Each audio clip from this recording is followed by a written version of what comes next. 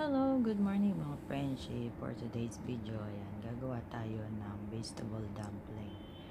Pero maglalagay tayo ng konting minced pork. Ayan, na-marinate na natin to ng garlic, pepper, at saka konting soy sauce.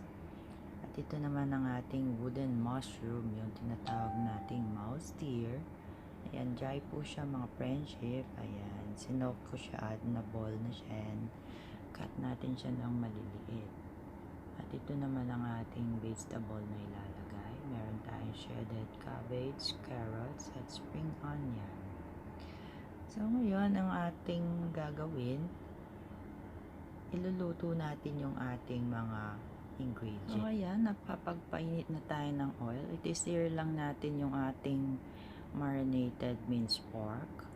And then after 3 minutes, ayan, ilalagay natin yung ating wooden mushroom at isir natin ulit ng mga 2 minutes dahil ito ay luto na naman siya, kaya kahit madali lang siyang isir. And then i-add natin yung ating vegetables at i-sisir natin uli siya ng mga 2 to 3 minutes, and then after, okay na siya. After nating may transfer sa ating mixing bowl yung ating ingredients, maglalagay tayo ng seasoning. Meron tayong oyster sauce, sesame oil, at pepper powder. Ayan. Dahil meron konting water yung ating mixture, maglalagay tayo ng 1 tablespoon cornstarch.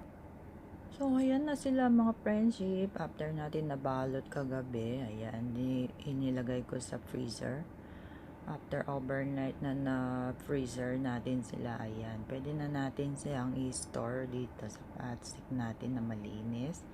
And then, ito ay pwede nating i-keep until 14 days. Thank you very much.